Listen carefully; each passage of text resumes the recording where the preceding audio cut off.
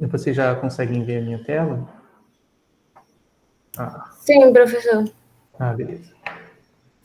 Professor, eu posso só falar uma coisa que eu lembrei agora sobre a Claro. lista lá do AVO? Uhum. Tem uma questão, eu não lembro qual é, que eu acho que foi realmente erro de digitação, que a letra A e a letra B estão com aquela coisa inferior, intervalo de confiança, É? à esquerda, na letra A e B. Vixe, eu vou dar uma olhada para ver qual que é qual. É bem possível que tenha, que esteja com alguma coisa de digitação mesmo.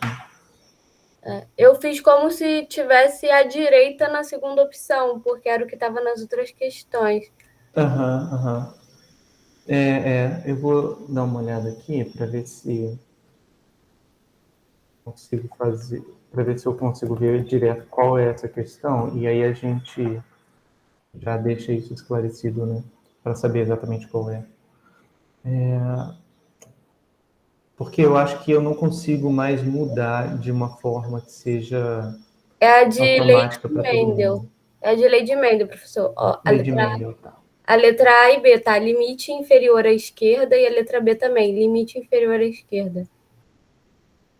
Deve ter sido copy and paste, eu esqueci de mudar. Mas não tem problema não, era só para confirmar que na letra B realmente era à direita, porque eu fiz como se fosse. Sim, superior, superior. Isso mesmo, isso mesmo. Eu vou dar uma olhada aqui na questão. É essa mesma, né? Isso. Questão. Perdi a numeração. Aqui está superior.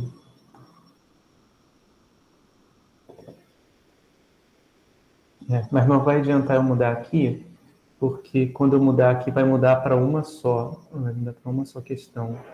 Tá vendo? Esse 60, eu gero 100 questões aleatoriamente. Aí eu teria que fazer isso para todas elas. Vai demorar muito. Mas o que eu vou fazer então, pessoal, é deixar com. Eu vou mandar um e-mail para vocês falando da questão certinho, para quem não está na aula poder ver, né? Mas que, na verdade, é limite superior no item B. Mas muito obrigado por avisar. Se alguém mais tiver feito as questões, então vai ter esse pequeno problema aí. Mas eu vou ver o que eu consigo fazer, mas eu vou mandar e-mail para vocês avisando, tá? Que o item B deve ser limite superior, ao invés de ser limite inferior. Eu não sei se eu vou conseguir mudar na questão, porque eu vou ter que mudar cada uma separada, porque o que eu faço é gerar um arquivo e aí ele gera essa senha automática, né? O senhor não precisa mudar, não, deixa assim. E a gente se avisa, coloca também até no nosso grupo, que a gente tem um grupo. Beleza. Beleza, então, vou fazer isso. Mas muito obrigado, valeu mesmo. E obrigado pela compreensão também. Entendi que às vezes essas coisas acontecem. Mas aí eu vou mandar por e-mail que fica documentado também, né? E aí, é claro, se vocês puderem avisar uns aos outros também ajuda, tá bom? Beleza. Mas muito obrigado, valeu mesmo. Depois eu vou mandar e-mail para que todo mundo fique sabendo e já sabe que essa questão é do item B. Vou deixar aqui aberto, porque depois vai ficar mais fácil para eu lembrar qual era a questão. Bom, então vamos começar a aula de hoje, pessoal. O conteúdo que eu tinha originalmente programado era dar continuidade aos testes de hipótese, né, que a gente vai fazer, mas tem um pequeno porém, né? Aqui eu tinha programado fazer testes para variância, mas eu não vou fazer esses testes com vocês, tá?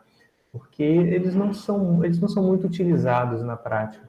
E como a gente tem mais material para cobrir, né, a gente ainda tem teste de hipótese para proporção e ainda tem alguns outros testes, né, testes de independência e outros testes de hipótese que são interessantes da gente abordar, mais do que o teste para variância. Então eu vou deixar esse conteúdo como um conteúdo extra para vocês ou lerem no livro, ou então eu indico alguns dos vídeos que eu já gravei de aula sobre isso. Mas não vou colocar testes para variância na prova, tá? Bom, então, na aula de hoje a gente vai focar mais sobre testes bilaterais e eu vou ver se eu consigo começar testes para proporção com vocês ainda na aula de hoje. Bom, a gente vai ver um pouco mais de detalhe hoje, pessoal, sobre os testes que a gente chama de bilaterais, que são os testes dessa forma, que tem como hipótese alternativa a diferença, né? Então, por isso é bilateral, porque a região crítica ela vai ficar abarcada, né, dos dois lados da distribuição. Então, eu vou rejeitar sobre H0, eu tenho essa distribuição da estatística de teste, né, que aqui no caso é uma estatística T, que a gente viu na aula passada, e a gente vai rejeitar H0 se o valor observado da T de student cai na região crítica. E a gente vai ver, né, que a região crítica é dada por esse intervalo, união com esse intervalo daqui da direita, tá? Então, vamos ver através desse exemplo, estudar como funciona o teste bilateral. Deixa eu só ver o que tem nos outros slides para... Ah, beleza, tá, tem um teste feito. Beleza, tá. Então, vamos voltar, vamos dar uma olhada nesse exemplo aqui, que é um exemplo do livro. E a gente tem uma amostra de N igual a 10 crianças que receberam antiácido contendo alumínio. Eu vou colocar aqui os dados, tá? O N é igual a 10, X barra é igual a 37,2 e o S, que é o desvio padrão amostral, é de 7,3. Esse N aqui, ele não vai ser muito razoável a gente assumir que esse N é grande o suficiente para usar o TCR, né? Então, a questão diz que XI, que são os dados coletados, ele já vem de uma distribuição normal, com média μ e variância desconhecida sigma 2, tá? Então, os dois caras aqui são desconhecidos, né? Nota que agora que a gente já está falando de intervalo de confiança e de teste de hipótese, a gente faz as nossas suposições são mais realistas, né? A gente não vai supor mais que é uma normal com a média conhecida igual a, sei lá, 30 e a variância igual a 10, não. A gente vai assumir que desconhece e aí tem que fazer o teste para descobrir sobre alguma determinada hipótese sobre o nosso μ. Então, não basta colocar o verdadeiro valor que a gente acha que vale para esse parâmetro, a gente tem que colocar alguma coisa, a gente tem que postular uma hipótese e testar se essa hipótese é verdadeira ou não, tá? Então, aqui no caso, pessoal, desse exemplo, a gente quer testar usando um nível de significância de 2%. Então, a gente quer testar o quê? Se a concentração média populacional de alumínio no sangue de crianças que receberam antiácido com alumínio na composição é a mesma que a concentração média em crianças que não tenham recebido o antiácido. Bom, e essa concentração média, a gente vai adotar que ela é sabidamente igual a 4,13. Né? Então, a gente sabe... Caramba! É isso mesmo? 4,13. Uau! Tá, olha... Então, se sabe que a concentração é de 4,13 microgramas por litro. Eu não sei o que o mi significa. É micro, pessoal? Eu não sei.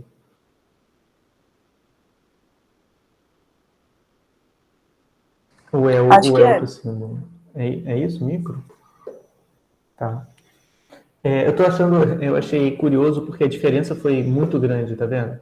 37,20 na amostra, quando a gente sabe, né, que essa concentração entre as crianças que não tenham recebido o antiácido é de aproximadamente 4,13. Então, é uma diferença muito elevada, né?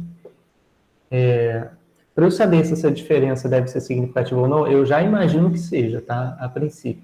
Eu tenho que olhar para o desvio, tá? Esse é só um teste para a gente fazer na cabeça, só para, enfim, ter alguma ideia a princípio, né? Olha, o desvio é de 7,13. Como eu estou falando olhando para x barra, o desvio padrão de x barra era quem? Sigma sobre raiz de n, não é isso? Então, na verdade, o desvio associado a essa medida daqui é igual a esse valor dividido pela raiz de 10, mais ou menos. Né? A raiz de 10 é algo entre 3 e 4, mais próximo de 3. Vamos supor que seja 3. 7,3 dividido por 3 vai dar aproximadamente uns 2 e alguma coisa. Vamos arredondar para 2.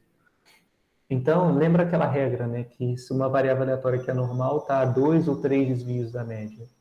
Né? Vamos colocar 3. Então, estaria aí entre 30, aqui eu disse que dava aproximadamente 2 o desvio, então daria entre 31, que eu estou subtraindo 6, e 43. Então, assim, né, eu assumiria que a incerteza associada para x barra seria algo entre 31 e 43, mais ou menos. Tá? É só um teste rápido para ver aqui. Então, de fato, parece que essa diferença é absurdamente alta, né? Ou seja, as crianças que receberam esse antiácido, né, ficaram com uma concentração no sangue, em média, muito maior do que a que se sabe, né, entre as crianças que não tenham recebido o antiácido. Deixa eu dar uma olhada no exemplo. Fiz todo o exemplo assim, então é isso mesmo. Então, eu já imagino que eu devo rejeitar a hipótese, tá, pessoal? Só de olhar a diferença entre x barra e o mi que eu estou conjecturando é uma diferença de magnitude muito elevada, muito alta para ter vindo simplesmente por acaso. Mas a gente vai fazer o teste e vai ver o que vai acontecer. Então vamos lá, deixa eu colocar aqui listadas o H0, que é mi igual a 4,13, e o H1, que é a hipótese alternativa bilateral, tá? Diferente de 4,13. Bom, então beleza. Aí agora eu tenho que formular o teste, né? Como é que eu começo a formulação do teste? Eu começo sempre por alfa. Alfa igual a... o alfa é igual a 2%, então 0,02. Mas o que o alfa representa? O alfa é o nível de significância, que é a probabilidade do erro do tipo 1. Então, eu sempre começo a fazer o meu teste desse jeito, tá, pessoal? A alfa é a probabilidade do erro do tipo 1. E o que é o erro do tipo 1?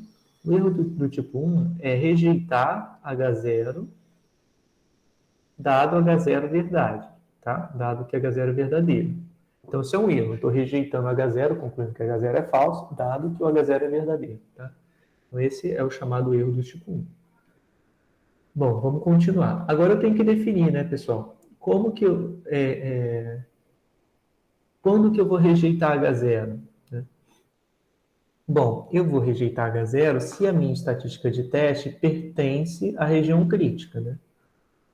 Então, eu vou escrever aqui de forma geral, né? Então, eu vou rejeitar H0 se T pertence à região crítica e dado H0 significa o quê? Dado H0 significa que Mi é igual a 4,13. Bom, para a gente não se perder de vista, pessoal, eu vou colocar aqui a distribuição da estatística de teste. Então, eu já vou colocar a forma analítica, que é a expressão, na minha estatística de teste T. Lembra que ela era formada como x barra menos mi0 sobre S dividido por raiz de n, né? Bom, isso aqui, o mi0 é esse valor de 4,13. Então, dá x barra menos 4,13 dividido por S sobre quem é a raiz de n? Não, é raiz de 10. Isso aqui, sob H0, tem distribuição T de student com n menos 1 grau de liberdade. Como o meu n é igual a 10, então vai ficar T de student com 9 graus. Aqui, pessoal, é importante notar que essa distribuição é válida só sob H0. Por quê? Porque aqui eu fixei esse valor numérico aqui, tá? Que é um valor numérico qualquer. Só sob H0, ou seja, só quando o Mi é 4,13, é que essa distribuição é uma T-student com 9 graus de liberdade, porque vai coincidir x barra menos a média sobre o desvio dividido por raiz de n, tá? Então, beleza, eu guardo essa informação aqui, que sob H0, a distribuição de x barra é essa. E agora, desculpa, a distribuição da estatística de teste, que é dada por essa expressão toda aqui, tem a distribuição T com 9 graus. E agora, como é que eu continuo? Bom, agora eu tenho que definir o que significa T pertencente à região crítica, certo? Bom, T pertencente à região crítica significa que ele está entre menos Q e Q, né? Desculpa, entre não. Quer dizer que ele é menor do que menos Q ou então maior do que Q, certo? Então, vou colocar isso aqui, né, pessoal? Então, significa que o T tem que ser menor do que menos Q ou o T precisa ser maior do que Q. Não é isso? Dado mi igual a 4,3. Bom, e aqui, pessoal, eu tenho que definir quem é o quê? Qual o valor de quê? Tá? Como é que eu faço isso? Eu vou colocar aqui embaixo e depois eu arrasto mais para baixo para conseguir continuar fazendo as contas, tá? Onde Q é igual a... Então, vamos lá, pessoal. Eu tenho que alfa, que é 0,02, é a união dessas duas probabilidades, é a probabilidade da união desses dois eventos, esse aqui e esse aqui. Então, se eu olhar aqui na figura, ó, é porque o alfa sobre 2 corresponde ao primeiro evento e a probabilidade alfa sobre 2 também corresponde ao segundo evento. Então, eu posso escolher, pessoal, como que eu vou descobrir o valor de quê? Usando essa informação ou essa aqui. As duas vão dar para descobrir. Então, eu vou usar essa aqui que é mais direta, tá? Que essa daqui já dá o valor de Q diretamente. Então, eu vou lá no R, eu vou fazer o seguinte. Eu sei que à direita eu tenho alfa sobre 2 de probabilidade, então, acumulado à esquerda, eu tenho 1 menos alfa sobre 2.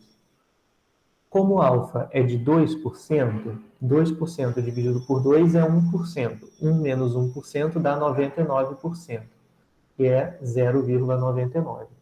Acompanharam, pessoal, esse raciocínio? Ops.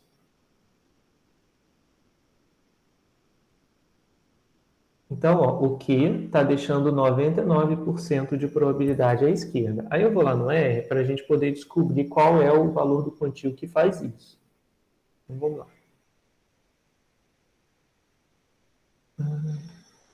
Novo script. Então, ó, eu vou querer o quantio da T, né, porque a minha distribuição aqui é T de student. Eu quero o quantio que deixa 0,99 de probabilidade à esquerda. E quantos graus de liberdade? O parâmetro de graus de liberdade chama DF na TD Student, que é Degrees of Freedom, né? Então, vamos lá. DF igual a 9, que é o meu N menos 1, né? Então, ó, quando eu peço esse quantio, eu obtenho a resposta de 2,82. Então, vou anotar aqui, ó, onde Q ele é obtido pelo R como sendo QT 0,99 com 9 graus de liberdade. Isso vai me dar o valor de 2,821.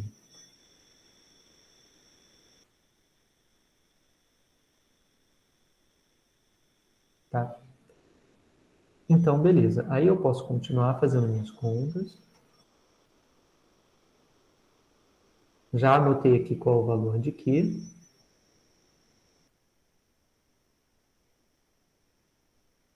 Então, eu vou rejeitar H0 se... não, acho que eu já posso até terminar aqui. Vamos fazer o seguinte. Vou deixar isso aqui mesmo. Então, já vou me preparar para terminar o teste, né? Logo, rejeito H0 se... Então, qual foi a conclusão que a gente tirou? Que a gente ia rejeitar H0 se o T menor do que menos Q ou o T maior do que Q. Então, rejeito H0 se na amostra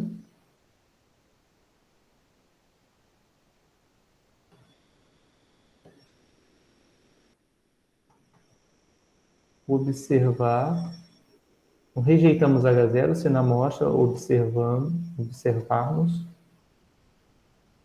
uma das duas coisas, né? Ou T menor do que menos 2,821, ou T maior do que 2,821. Então, ó, aqui, se eu quiser, já podia substituir o Q por 2,821 e aqui o menos Q por menos 2,821.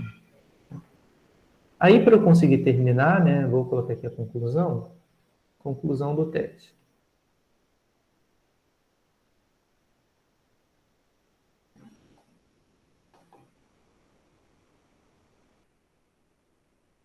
Conclusão do teste. Bom, minha conclusão é a seguinte, pessoal, como é que eu vou fazer, né? Eu preciso só definir agora, decidir se eu vou rejeitar ou não. Então, eu tenho que ver, será que o valor de T que eu observei na amostra foi menor do que menos 2,821? Ou será que ele foi maior do que 2,821? Ou será que ele está entre os dois valores? Então, tem que calcular aqui, né? X barra menos 4,13 sobre S dividido por raiz de 10. Tem que calcular essa quantidade. Então, eu vou usar o R aqui novamente. Vamos lá. Então, vou colocar os valores. X barra, eu vou dizer que é igual a 37,2. O S, eu vou dizer que é 7,13. N é igual a 10. É isso. Agora eu já posso calcular o valor de T. T é igual... Vou botar T ou DS, tá, pessoal? Porque o T é uma função que tem no R. Então, se eu chamar o T de alguma coisa, vai bugar, porque aí o R vai perder a função, o T vai perder a função e ele vai virar o objeto. Enfim, só para... O que eu quero dizer é que não é bom colocar nome de variável no R como T, tá? Porque T é uma função do R. Por exemplo, eu nunca vou colocar um objeto com o nome de min, porque min é uma função do R que calcula a média. Se eu fizer isso, eu perco a função média do R. Né? Ele vai substituir a função que chama média para a variável que se chama média, e aí eu não quero perder a função do R que já calcula a média direto. É a mesma coisa para T. Então, vou botar um TODS, que é T observado. Bom, ele é igual a x barra menos 4,13. E aqui eu vou dividir pela raiz de quem? Não, pela raiz não. Eu tenho que dividir por S dividido pela raiz de N, tá? Vamos ver se eu coloquei certo.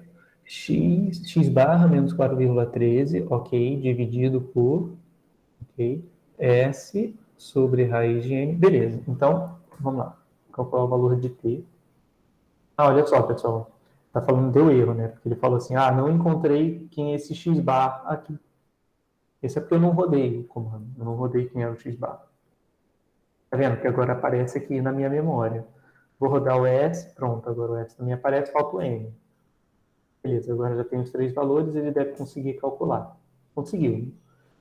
Ó, eu já vi que deu 37,2. Não, já vi que deu 14,66. Vou colocar aqui, só para a gente poder exibir, né, o valor. T underline UVS, 14,66. Então, na amostra, a gente observou T igual a 14,6671. Vou colocar aqui, na amostra, observamos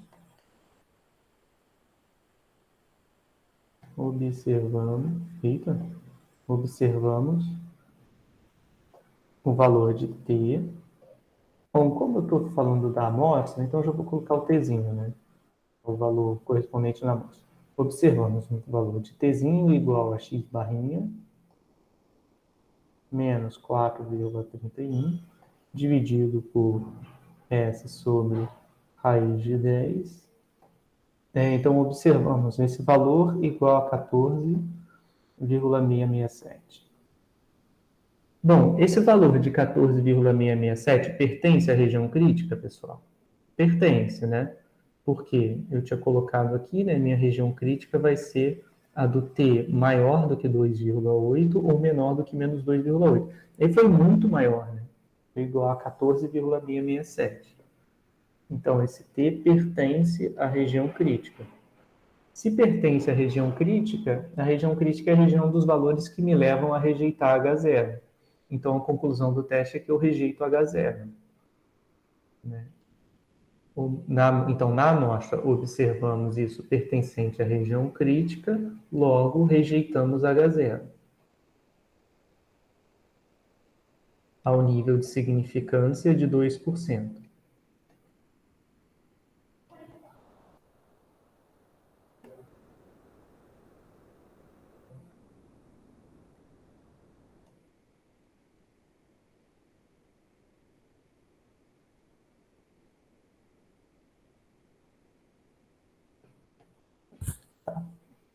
Então, se eu rejeitei H0, logo eu concluo que Mi é diferente de 4,13. Então, concluímos, ou conclui-se, que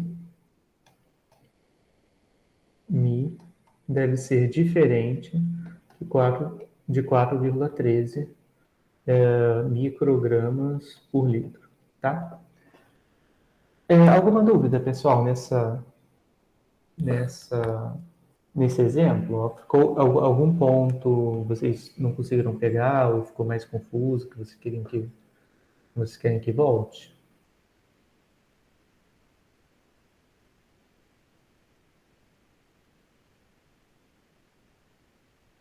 Não?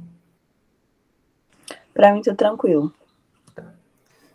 Então, pessoal, sobre teste bilateral, é isso. Só tem que tomar. O teste bilateral ele é bem parecido com o unilateral. A única coisa que muda, é claro, muda a região crítica, né?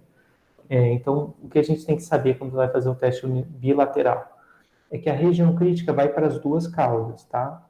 Da distribuição da estatística de teste. Então, tá aqui a distribuição da estatística de teste, eu já coloquei a região crítica dos dois lados, tanto na esquerda quanto na direita. Qual o efeito prático disso? Bom, o primeiro deles é que a região crítica, a probabilidade do nível do tipo 1, a probabilidade do erro do tipo 1, ou o nível de significância, fica dividido por 2 em cada cauda. Tá? Então, esse é o primeiro ponto. O nível de significância se divide em 2, se divide por 2, porque uma metade vai para a cauda da esquerda, a outra metade vai para a cauda da direita. Tá? Um outro ponto também imediato, né, de notar, é que a região crítica em si fica dividida em duas partes. Então, tem que fazer duas checagens. Né? Eu vou rejeitar se o valor da estatística de teste calculado na amostra for menor do que o limite inferior ou se for maior do que o limite superior. Tá? Então, nesses dois casos, eu rejeito.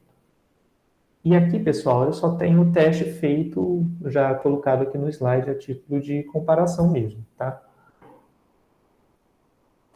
Então, nota que foram os mesmos passos que a gente fez. A gente calculou a estatística de teste, verificou que a distribuição sob H0 dessa estatística é T de student, definimos a região crítica, né? Aqui está ligeiramente diferente, porque eu escrevi como módulo. Mas dá no mesmo, tá, pessoal? Dizer que eu vou rejeitar quando um módulo é maior do que uma quantidade positiva é a mesma coisa que dizer que eu vou rejeitar nas duas caudas. Eu vou rejeitar, né, se eu tiver muito à esquerda ou se eu tiver muito à direita. Tá?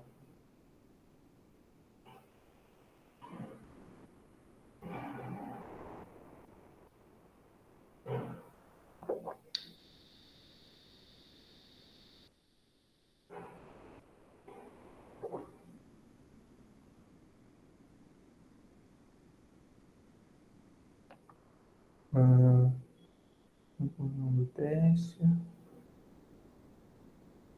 Bom, aí aqui eu só tenho a conclusão em termos práticos, né? Ao invés de falar de mim e tal, eu vou dizer, ele vai, na hora de concluir, retomar o que significavam as variáveis. Então, ele fala o seguinte, né? Como x barra pertence à região crítica, por que a gente, enfim, a gente pode fazer o teste vendo se o x barra está na região crítica ou vendo se o t está na região crítica. Aí, quando a gente estiver olhando a região crítica para x barra, a gente não vai fazer isso, tá? Mas quando a gente estiver olhando a região crítica sobre x barra, essa região crítica vai ser diferente da região crítica para t, tá? O que a gente fez aqui, no lado esquerdo, foi avaliar a região crítica para t. Então, a gente descobriu que para t, para essa região, para essa variável aleatória t, né, ou estatística de teste, os valores críticos eram aqueles menores do que menos 2,8 ou maiores do que 2,81. Se eu vou fazer isso, não para t, mas para x barra, mudam os valores críticos, tá? Tanto é que se vocês acompanharem aqui pelos slides, os valores críticos são diferentes. Mas eles são diferentes, pessoal, porque eu estou olhando, eu quero decidir se eu rejeito ou não o H0 pelo x barra e não pelo t. Tá? São dois jeitos diferentes de fazer. Eu posso fazer pela t ou posso fazer por x barra. Tá? Então aqui pelos slides eu fiz para x barra. Tá? Mas dá um pouquinho mais, tem que fazer um pouco mais de conta, dá um pouquinho mais de trabalho. Né? Mas, por outro lado, talvez seja um pouco mais intuitivo, né? Porque eu estou olhando direto para a média. Aqui eu estou falando o seguinte, ó, eu vou rejeitar se a média for maior do que 10,49 ou menor do que menos 2,23. Essa média aqui já é a média amostral mesmo. Né? É um pouco mais palpável do que você falar que vai rejeitar se a estatística de teste, que é uma transformação de x barra, for menor do que um valor ou maior do que outro. Mas é equivalente, tá, pessoal? Os dois testes são a mesma coisa. Porque como esse aqui é um pouco mais simples de fazer, eu prefiro fazer o teste sempre fazendo desse jeito, definindo a região crítica em função da estatística de teste de forma direta. Tá? Bom, enfim, é um parênteses aqui.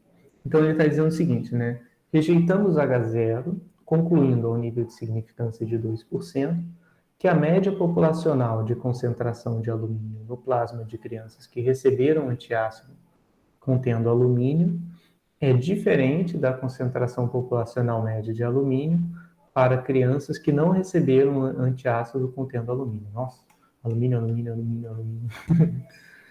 Enfim. Mas é isso, tá, pessoal? A gente conclui que as crianças que receberam esse antiácido têm concentração de alumínio no sangue bem maior do que as crianças que não receberam. Né?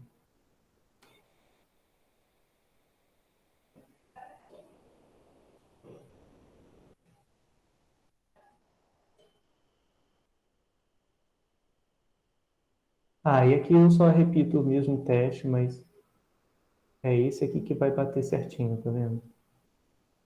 1,83. Não.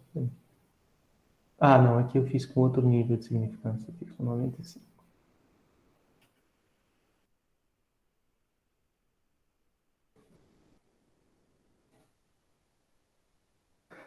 Sim. Pessoal, então eu vou. Essas passagens todas aqui são para fazer outro teste com os mesmos dados, mas com uma região crítica diferente, tá? Eu não vou fazer essa parte, a gente já treinou ela aqui. Eu quero falar um pouco sobre os testes bilaterais e os intervalos de confiança. Eu acho que isso é mais importante. Lembra lá no início, quer dizer, lá no início, no início da aula passada, quando eu estava introduzindo os intervalos de confiança, numa parte eu falava o seguinte, né? A gente quer testar se se a verdadeira média do comprimento das pinças de todos os escorpiões ou dessa população daquela espécie era igual a, sei lá, 42 ou não. Aí o que a gente fez? A gente tinha feito um intervalo de confiança e a gente verificava se o valor que a gente postulou, né, para μ0 na nossa hipótese, estava dentro do intervalo de confiança ou se não estava. Né? Deixa eu mostrar para vocês como o slide está aqui, eu consigo mostrar para vocês facilmente. Vamos lá. Não sei se vocês vão lembrar, mas peraí. Vou abrir com outro programa. Vamos lá.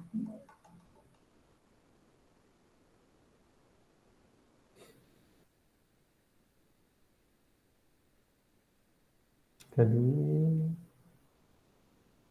Aqui. Lá no início, né, dessa parte de teste de hipótese, a gente estava vendo o seguinte exemplo. Né? Então, suponha que a minha hipótese nula era de que a média do comprimento das pinças para todos os escorpiões dessa espécie era de 52 milímetros, contra a hipótese alternativa de que era diferente de 52. Tá? Então, para a ferramenta que eu usei lá para fazer o teste com vocês era a ferramenta do intervalo de confiança, né? Então, a gente tinha feito um intervalo com 95% de confiança para mim, e o intervalo tinha resultado nisso aqui, pessoal. O intervalo ia de 46,98 para 49,42. Aí como é que era o raciocínio? Né? A gente tinha que dizer, será que a gente confia que esse intervalo é um dos que contém mi? Não. A gente pensava o seguinte, né? Esse intervalo a gente vai confiar que é um dos que contém mi, porque 95% deles vão conter o verdadeiro valor de mi. Como o mi que eu postulei na hipótese nula está fora do intervalo, né? Então aqui não pertence ao intervalo de confiança, né? Porque ele é maior do que 49,2, então eu concluo que esse mi que eu coloquei como hipótese aqui não é um mi razoável, porque existe uma alta confiabilidade de que o mi esteja entre esses dois valores. O mi que eu postulei está fora. Né? Então, isso me levou a rejeitar a hipótese nula de que mi era igual a 52. Tá? Então, esse era o raciocínio intuitivo que a gente tinha feito lá no início. Né? E aí a gente foi desenvolvendo, né, a ideia do teste de hipótese até chegar nesse procedimento, que foi o procedimento que eu descrevi aqui para vocês, que eu fiz no exemplo. Que é um procedimento que, quando você olha, né, ele é diferente desse aqui, de fazer um intervalo e olhar se o valor de mi0 postulado para a hipótese nula pertence ou não pertence a um intervalo de confiança. Né? A gente fez todo esse caminho daqui de desenvolver o teste, de fazer, calcular, definir o que era o erro do tipo 1, e fazer as contas e tudo mais, né? Então, o procedimento foi diferente, né, do que fazer um intervalo de confiança. O que eu quero comentar com vocês agora é a relação entre esses dois procedimentos. O procedimento da construção do teste, que foi o que eu acabei de fazer com vocês aqui no item anterior, né, com os intervalos, o procedimento dos intervalos de confiança para a realização de teste de hipótese. E a gente vai ver que, apesar de serem procedimentos diferentes, eles são inteiramente equivalentes. Tá? Se você fizer o teste bilateral, como eu escrevi aqui para vocês, né, do lado esquerdo da tela, e se você fizer o intervalo de confiança, o resultado é o mesmo. Quando o método no intervalo de confiança rejeita H0, o método do teste de hipótese tradicional que eu mostrei aqui também rejeita. Quando o intervalo de confiança aceita H0, o teste também vai aceitar H0. Então, os dois são inteiramente equivalentes e você pode escolher o método da sua preferência, tá? Você pode fazer o teste usando esse método que eu escrevi aqui ou usando o intervalo de confiança. É isso que a gente vai ver agora, tá, pessoal? Eu vou mostrar para vocês que, de fato, um procedimento é inteiramente equivalente ao outro, tá? Deixa eu ver aqui se eu tenho um exemplo feito para esse caso.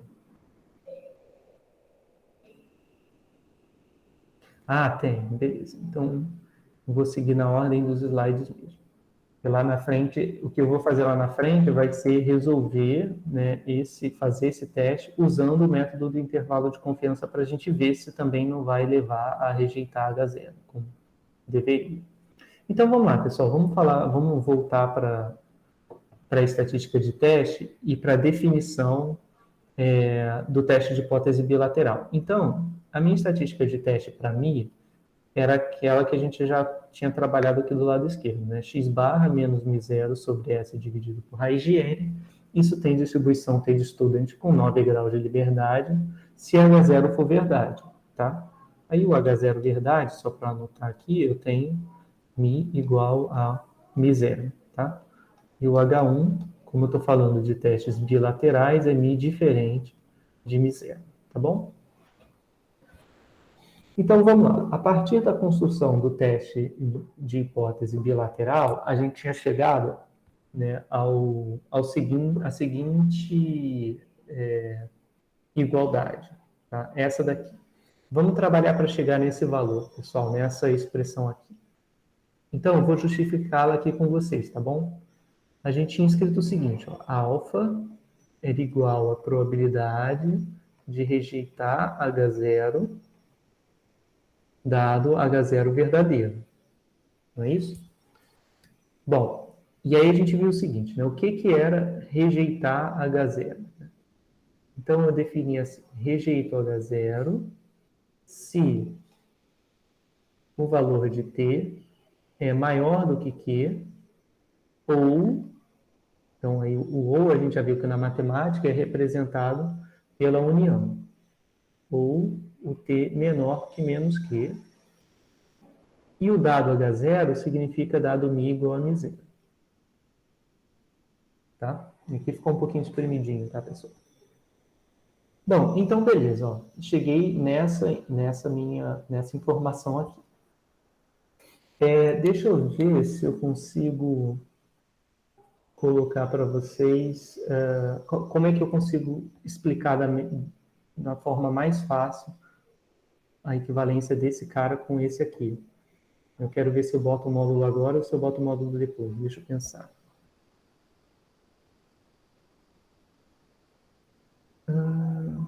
Vou botar o módulo agora. Vou fazer o seguinte, pessoal, e aí talvez eu precise explicar para vocês com mais calma, tá? Mas aí vocês me perguntam, aí eu vou ter que revisar esse ponto com vocês, que eu acho que vocês talvez não lembrem mais. Mas, eu vou escrever o seguinte, aqui eu tenho duas condições, t maior do que q, ou t menor do que menos q. Vou fazer um gráfico aqui acho que eu posso fazer aqui mesmo. Vou fazer um gráfico aqui, onde eu tenho, aqui é o zero, então isso aqui é a minha reta real, tá? Aqui está o zero. O valor de Q é um quantio positivo, então o valor de Q está aqui em algum lugar, aqui. E o menos Q está à mesma distância do zero que o Q, certo? Então, aqui eu não sei quantos quadradinhos, 1, 2, 3, 4,5, né? Então, meio, 1,5, 2,5, 3,5, 4,5 deve estar aqui, né? Então, aqui está o menos Q. De forma que esses dois intervalos têm o mesmo comprimento. Tá? Então, o que eu estou retratando aqui, pessoal? Eu vou estar dentro desse evento que vai acontecer se o t estiver nesse intervalo, daqui para a direita, ou se ele estiver daqui para cá. Bom, nota que, aí agora que vem um ponto que talvez vocês não se lembrem, que já tem muito tempo, né, lá do ensino médio. Se o t pertence a qualquer um desses intervalos, é porque o módulo de t é maior do que q. Para vocês tudo bem esse ponto? Ou fica meio abstrato?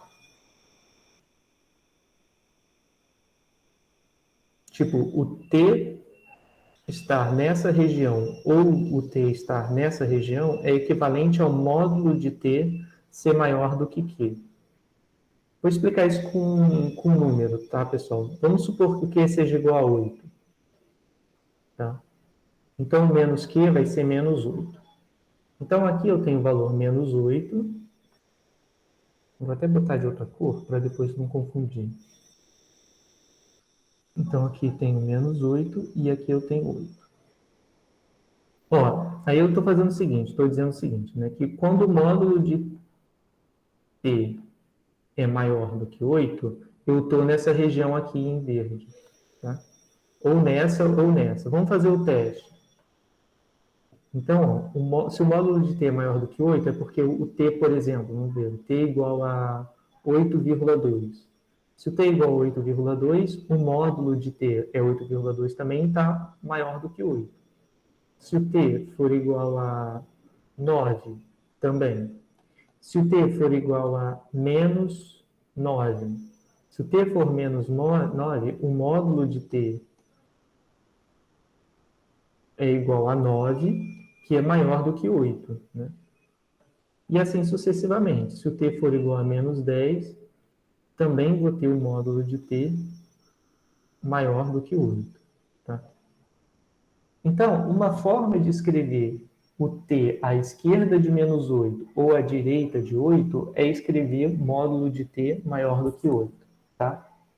Tudo bem, pessoal, esse ponto? Ou ainda ficou esquisito?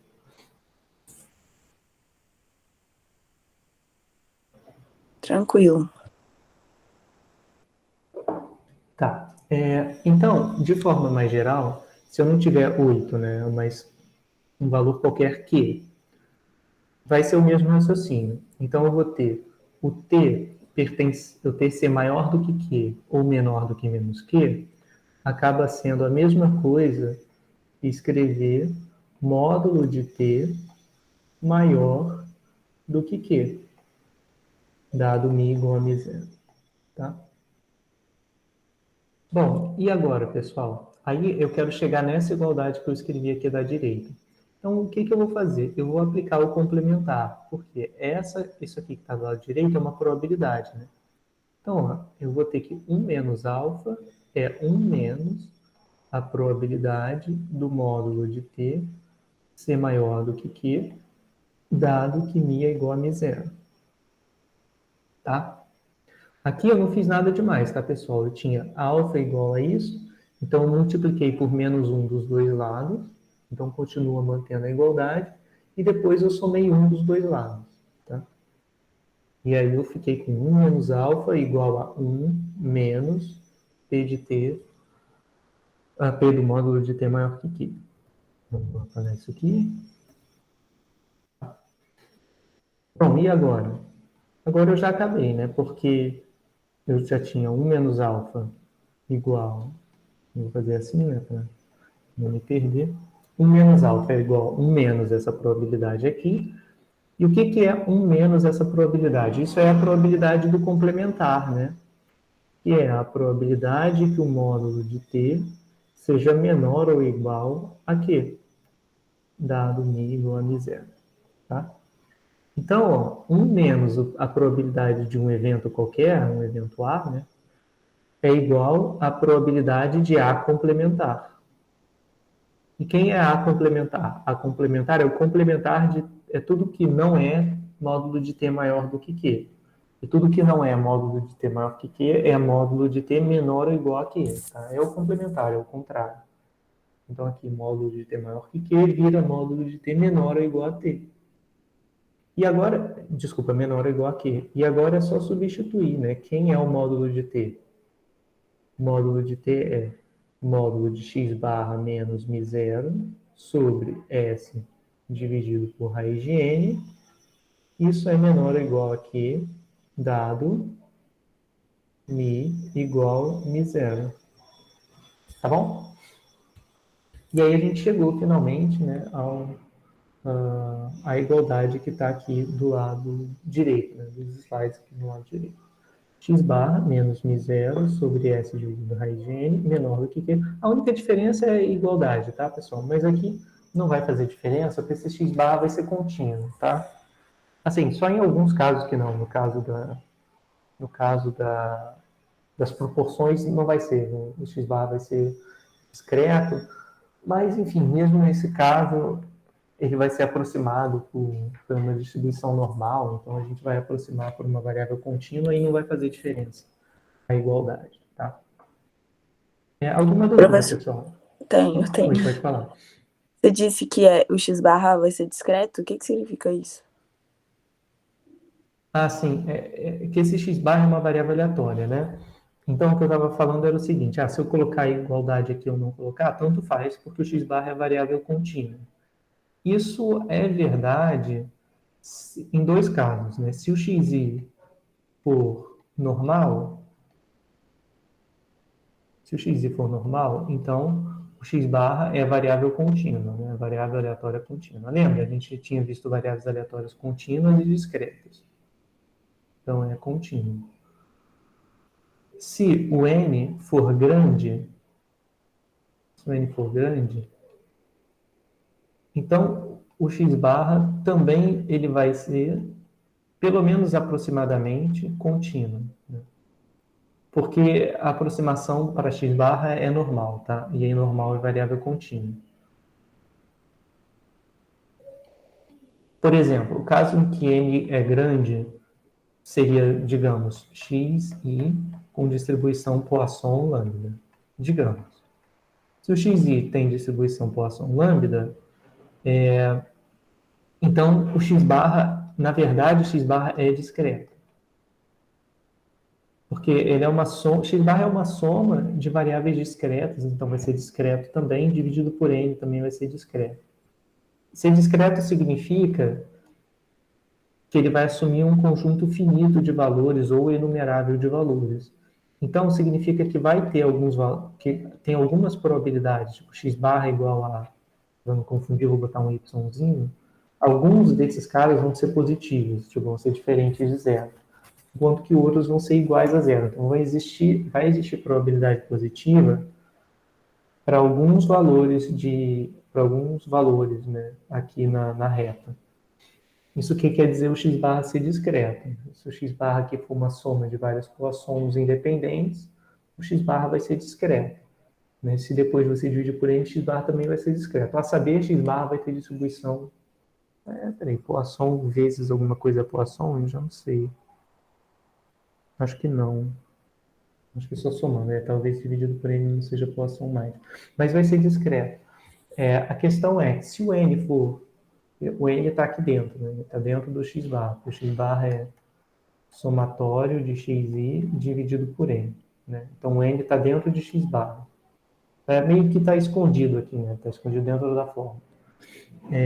Mas se o n for grande, a gente vai aproximar o x barra por uma normal, né? Usando o TCL, que era aquela coisa de dizer x barra é aproximadamente normal, com a mesma média e a variância fica n vezes menor. No caso aqui da Poisson, o x barra seria aproximadamente normal, a média é a mesma média da Poisson, que é o lambda, e a variância fica dividindo por n. A variância da Poisson é lambda também. Então, aqui a variância aproximada seria lambda dividido por n. Então, assim, aproximadamente, como o n é muito grande, mesmo o x barra sendo discreto, ele vai ser aproximado por uma variável contínua, e aí ele não vai fazer diferença essa igualdade sendo colocada aqui. Tá? Então, era isso que eu quis dizer. Né? Que, via de regra, tanto faz você colocar aqui a igualdade ou não. Mesmo que os seus xi sejam discretos, o que implique que x barra também vai ser discreto, a gente vai usar, para construir os testes, a gente vai usar a hipótese de que n é grande para poder recair ao TCL e usar a normalidade. E quando a gente se compromete a usar a distribuição normal para x barra, aí a gente está usando uma variável que é contínua. Então, mesmo assim, né, então, por ser uma variável que a gente está usando, uma variável contínua, aqui tanto faz incluir igualdade ou não. Foi nesse sentido que eu tinha dito. Mas fez sentido ou não? Fez. Obrigada. De nada. Bom, deixa eu apagar aqui embaixo para poder continuar. Então, pessoal, a gente tinha chegado nessa conclusão, né, de que é inteiramente equivalente escrever alfa igual a essa probabilidade ou escrever 1 menos alfa igual a essa probabilidade que está aqui na esquerda. E aí tem essa observação, né, onde o valor de Q que eu fixei é o quantio da T com 1 menos alfa sobre 2 de probabilidade, onde a T tem n menos 1 grau de liberdade. Então, foi o que eu coloquei aqui. Deixa eu ver se eu consigo copiar para a direita, para cá, para a esquerda, para poder mostrar para vocês.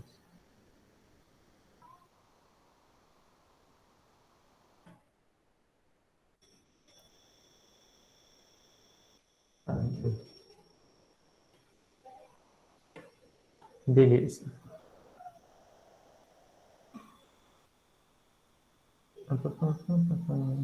Tá aqui. Então, a gente tinha chegado à conclusão de que o valor de Q deixava 1 menos alfa sobre 2 à esquerda, né? Esse era o valor de t, não, desculpa, o valor de q. Então, a gente escrevia q igual a qt,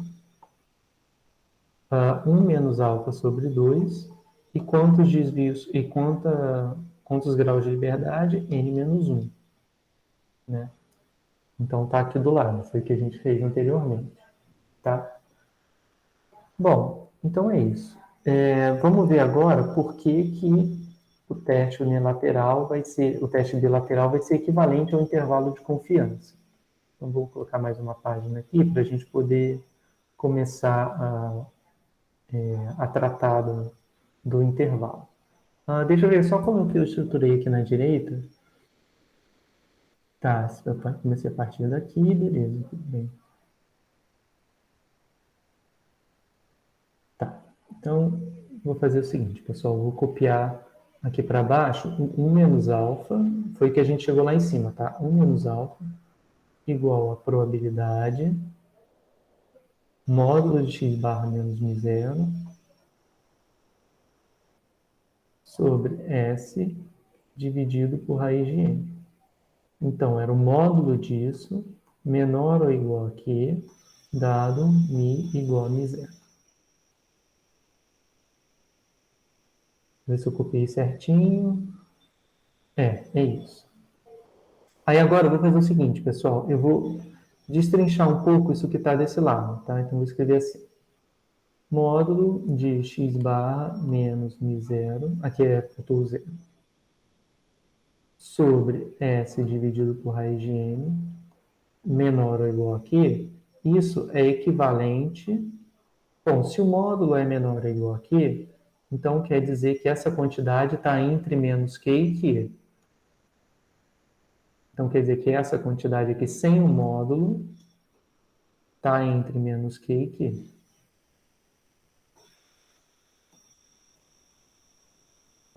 Tá?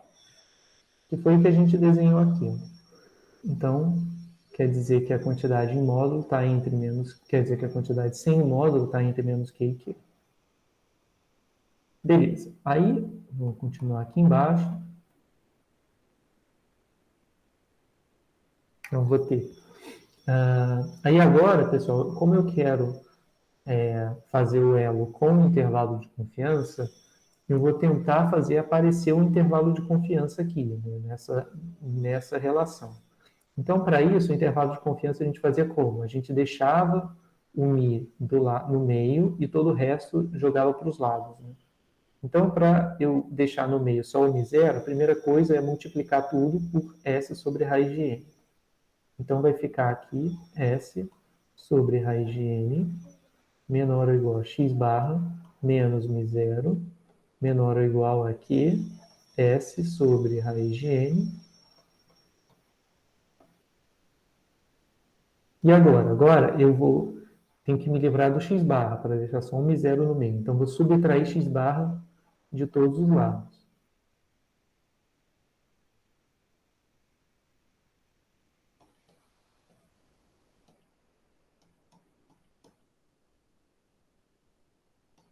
Tudo bem?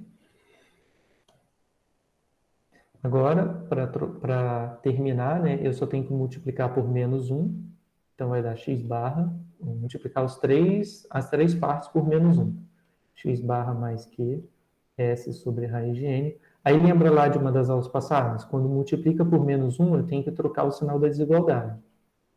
O sentido, né, da desigualdade. Então, aqui era menor ou igual, passa a ser maior ou igual. X barra menos QS sobre raiz de n. Bom, e aí eu gosto de deixar sempre o menor valor do lado esquerdo. Então, x barra menos QS sobre raiz de n menor ou igual a μ0 menor ou igual x barra mais QS sobre raiz de n. Tá? Então, nota, pessoal, quando eu escrevo isso, né, foi a mesma expressão que eu obtive aqui do lado direito.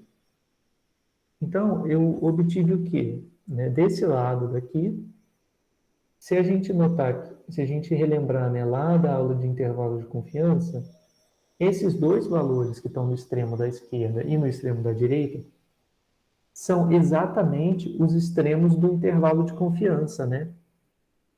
Então, isso aqui é equivalente ao μ0 pertencer a um intervalo de confiança para μ com nível de confiança igual a 1 menos alfa. Por que igual a 1 menos alfa? Porque foi o que veio daqui de trás. 1 menos alfa era a probabilidade, acabou sendo a probabilidade desse módulo ser menor ou igual a Q, que a gente foi desenvolvendo aqui embaixo, destrinchando, e a gente viu que 1 menos alfa era equivalente à probabilidade de μ0 pertencer a um intervalo de confiança. Como 1 menos alfa é a probabilidade do μ0 pertencer a um intervalo de confiança, esse 1 menos alfa é o nível de confiança do intervalo. Tá bom? Então, ó, só para escrever e não ficar dúvida, o IC 1 menos alfa, ele tem como expressão, né, o x barra menos QS sobre raiz de n, x barra mais QS sobre raiz de n. Tá? Então, eu acabei de mostrar para vocês, pessoal, que se a gente partir, né, partindo do teste de hipótese bilateral, que foi de onde a gente partiu, a gente conclui que eu rejeitar H0 a partir do procedimento do teste de hipótese, no caso em que a hipótese alternativa é bilateral, é inteiramente equivalente a olhar se o μ0 pertence a um intervalo de confiança com grau de confiança 1 menos alfa, tá? E isso simplifica absurdamente o procedimento de fazer o teste de hipótese. Porque aí, pessoal, basta fazer o intervalo de confiança com o nível apropriado e ver se o valor de μ0 que a gente postulou cai lá dentro ou não cai, tá? Ficou alguma dúvida nessas contas, pessoal? Nessa relação de equivalência? Alguma parte ficou meio obscura? Deu para entender o que eu fiz aqui?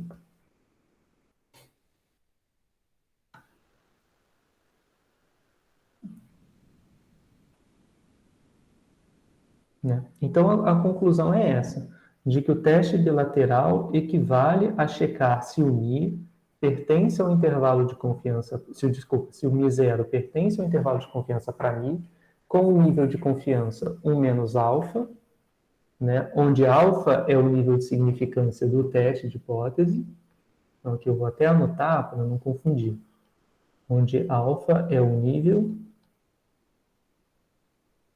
de significância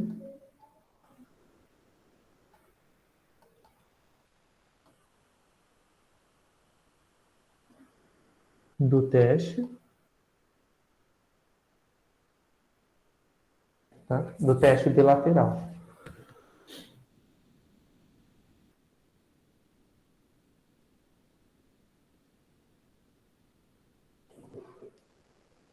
Então, para eu fazer a equivalência, se o nível de significância do teste for 5%, eu tenho que olhar para o intervalo de confiança 95%. Se o nível de significância for de 2%, então, na hora de olhar para o intervalo de confiança, eu tenho que olhar para o intervalo de 98% de confiança, tá? Então, sempre é um menos o outro, né? Então, se o nível de significância é alfa, o nível de confiança do intervalo equivalente vai ser de 1 menos alfa, tá? Bom, então o teste bilateral equivale a checar se μ pertence ao intervalo de confiança 1 menos alfa, caso em que não rejeitamos H0, ou se o μ0 não pertence ao intervalo de confiança, caso esse em que a gente rejeita H0, tá? Alguma pergunta? Professor, tá me vendo? Oi? Dá pra ver? Dá para ouvir. Ali na penúltima, por que você trocou os sinais de novo? Eu não precisava trocar os sinais não, tá? É só porque eu gosto de deixar a menor quantidade aparecendo primeiro. É uma coisa meio boba. Por exemplo, essa quantidade aqui é maior do que essa, concorda? Até pela direção dos sinais. Mas essa é porque eu estou somando uma coisa positiva e essa eu estou subtraindo uma coisa positiva. Então, digamos, é como se esse cara aqui fosse um 8, esse aqui fosse um 7, esse aqui fosse um 6. A minha desigualdade está assim. Aí, porque eu tenho toque, eu gosto de colocar o menor valor primeiro. Aí, para manter, eu tenho que trocar a desigualdade outra vez, tá vendo? Não entendi. Obrigada. Foi só isso, de nada. Assim, pessoal, eu falo besteira, mas não é toque, não, tá? É porque na hora de comparar com o intervalo de confiança é mais fácil, porque para intervalo a gente tem que colocar sempre o menor valor na esquerda e o maior na direita. Por exemplo, a gente não vai ver nunca um intervalo assim. Isso aqui não existe na matemática. Na matemática, o extremo esquerdo do intervalo sempre é o menor, tá? Eu faço isso, né, de bobeira, né, mas é para facilitar mesmo, para vocês verem que esse cara aqui é o extremo esquerdo do intervalo. Esse aqui é o extremo direito. Se eu fizesse aqui, dava para fazer, né? Então eu teria que ver esse era o extremo esquerdo, esse era o extremo direito. Mas eu acho que ia ficar um pouquinho confuso, e por isso que eu sempre coloco o menor valor na esquerda. Mais alguma dúvida?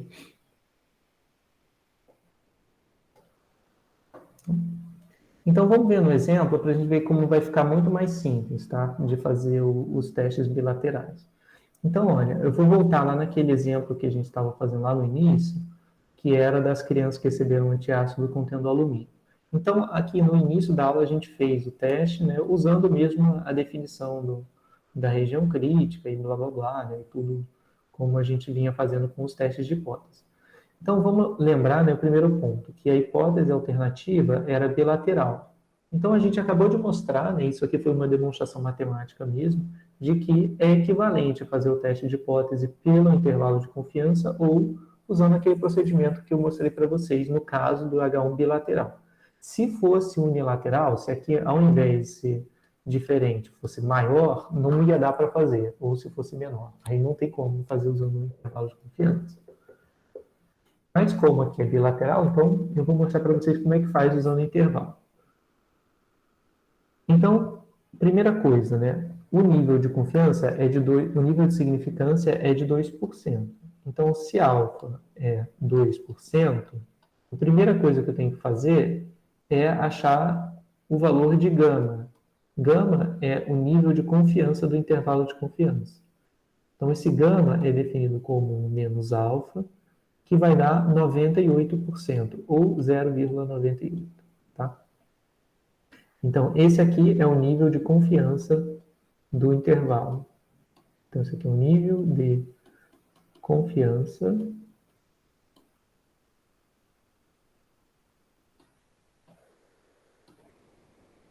do IC, tá? Então, pessoal, vamos lá, então, primeira coisa, né? Descobrir o nível de confiança. Já descobri, 98%. Aí eu vou construir o intervalo, né? Um intervalo para mim, com esse grau de confiança de 0,98, ele era x barra menos Q sobre S dividido por raiz de N, x barra mais QS sobre raiz de N. Tá? Então, eu vou calcular aqui o intervalo de confiança, basta substituir os valores, né? X barra, S, N. Então, aqui vai dar x barra menos, o valor de Q tem que descobrir, né? E como é que eu calculo o valor de Q? Eu vou ter que me lembrar, né? O valor de Q do intervalo de confiança, né? Era o valor que está na T. Como era intervalo de confiança para mim, né? Então, aqui eu vou lá na T de student e vou pegar aqui na direita, eu vou ter o nível de confiança 1 menos gama sobre 2, porque o meio do intervalo tem probabilidade gama, aqui fora do intervalo tem probabilidade 1 menos gama sobre 2, e aqui também 1 menos gama sobre 2. Né? Então, bom, e a gente já viu, né, que esse 1 menos gama sobre 2 vai dar exatamente 1%, que é metade do alfa. Vamos fazer a conta.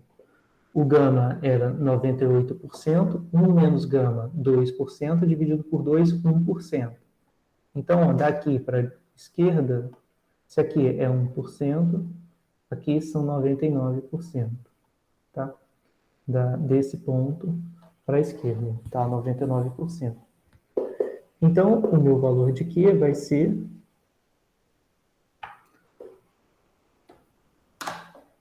igual a QT. Qual é a probabilidade acumulada à esquerda? 99%, né? E número de graus de liberdade igual a n menos 1. O n é 10, então n menos 1 dá 9. Então, ó, repara que foi o mesmo comando aqui de cima. Então, deu 2,82143. Ou 2,81. Então, 2,821, na verdade. Então, 2,821 é o valor de Q, vezes S. Aqui eu já posso substituir, né? Acho que eu já consigo colocar direto. Quem foi o valor de x bar? 37,2. Menos. Vezes S, 7,13. Dividido pela raiz de n. Pela raiz de 10.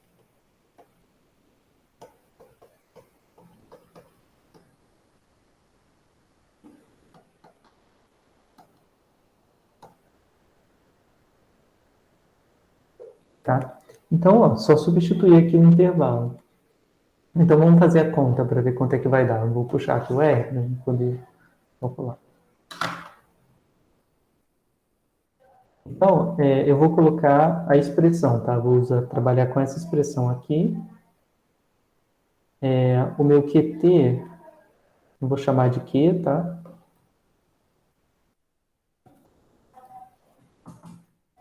Agora eu vou copiar a expressão x barra menos Q vezes S dividido por raiz quadrada de N. E aqui é mais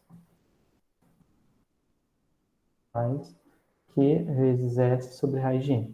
Então, o extremo da esquerda... eu acho que eu não chamei aqui. Beleza. O extremo da esquerda deu 30 e o da direita deu 43. Professor, Oi. aí em cima você colocou 37,7, mas acho que é 37,2, né? É verdade. Verdade. Obrigado. Por que você usou o mesmo comando de QT 0,99,9? Então, eu peguei a partir daqui, ó. Lembra como é que a gente fazia para o caso do intervalo de confiança? A gente colocava a distribuição da estatística de teste T, e aí a gente colocava gama por cento de confiança no meio, que era o grau de confiança que a gente queria para o intervalo, e aí as caudas recebiam 1 menos gama dividido por 2 cada um. Né? Aí fazendo a conta, Tá, entendi. dava certinho, né? Aqui dava 1%, que 1 menos gama. Gama era 98%. Aí esse lado dava 2% dividido por 2, 1%. Então é porque a esquerda dava 99%. Aí quando a gente vem e faz o comando, acaba dando igual ao comando de cima, tá vendo? Que era o comando que a gente fez no teste de hipótese. Tudo bem? Entendi. Obrigada.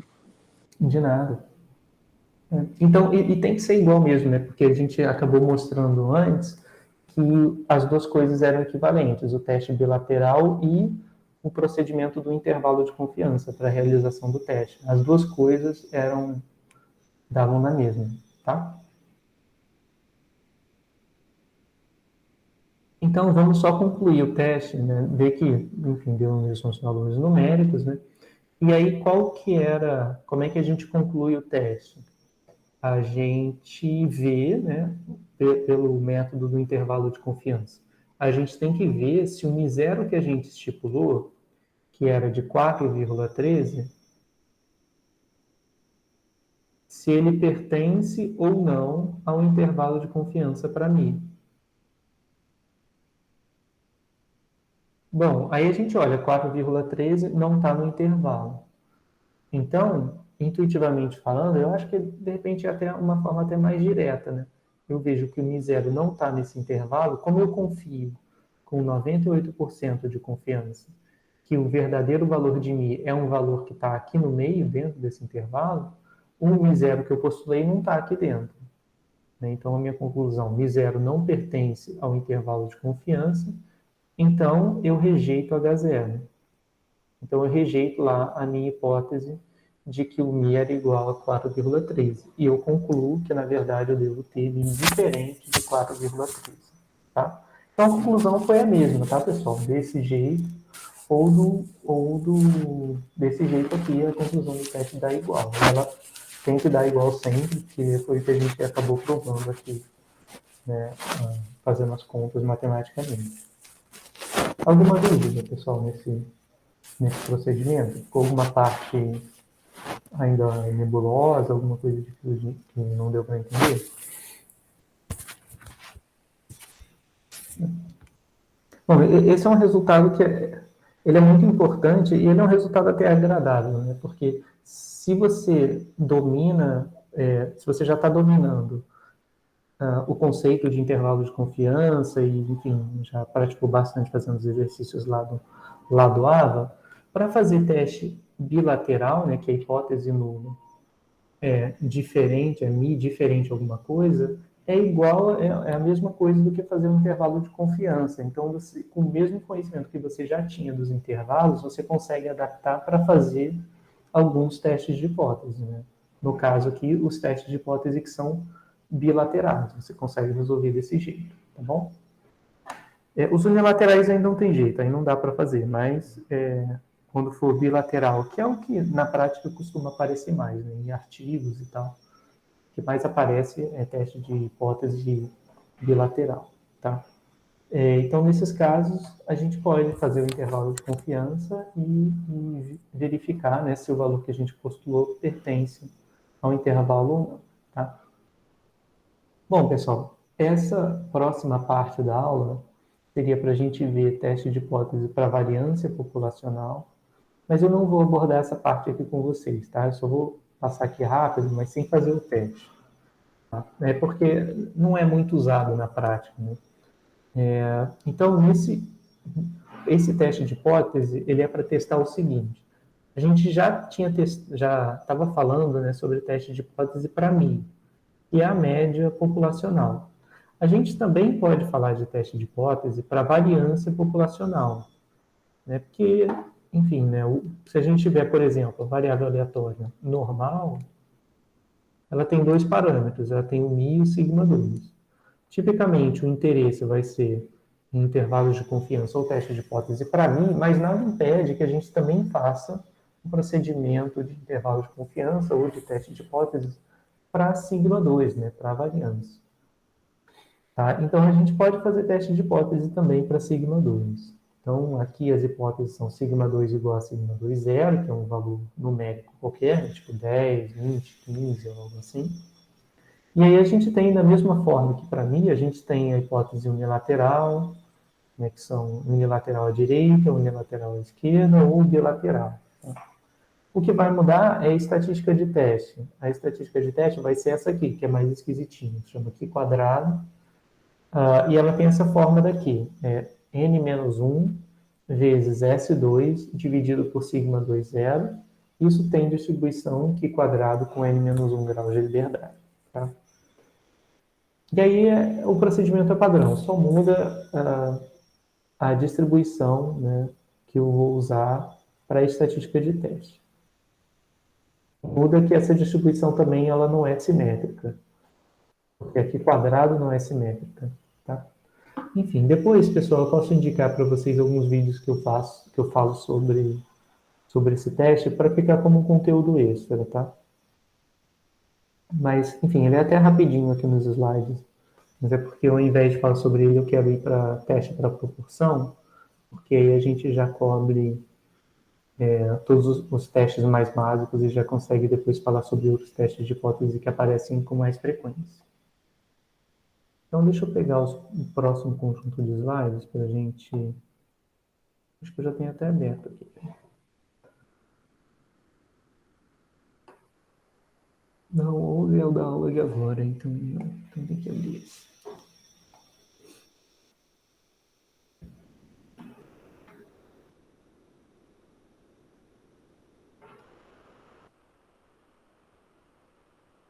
Bom, aí aqui, como eu não tinha falado, né, a gente não vai falar hoje sobre teste de variância, eu vou passar direto para proporções. Beleza, vamos lá. Teste de hipótese para proporção populacional.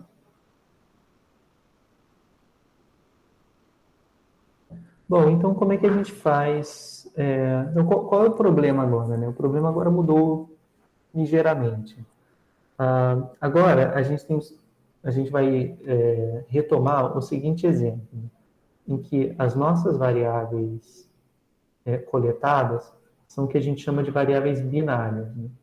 Elas são se o indivíduo I tem uma determinada característica e 0 se não tem. Por exemplo, um típico caso aqui seria, sei lá, um caso de pesquisa eleitoral. Que a gente olha para cada pessoa, se a gente está interessado em estimar a proporção de votos que um determinado candidato vai receber nas eleições, a gente pode olhar, fazer uma pesquisa, né, e coletar amostras, onde cada indivíduo coletado ele vai informar se ele é eleitor daquele candidato ou se não é. Então, nesse caso, os xis vão ser iguais a 1 quando, para aqueles eleitores is, né, para os quais eles, para aqueles eleitores que declaram o voto no candidato e 0 para os eleitores que não declaram o voto naquele candidato, tá? Então, cada xi, pessoal, como os xis só podem assumir os valores 1 e 0, eles vão ter que ser Bernoulli. Eles vão ter a distribuição de probabilidade Bernoulli de parâmetro P. Tá? Bom, e aí?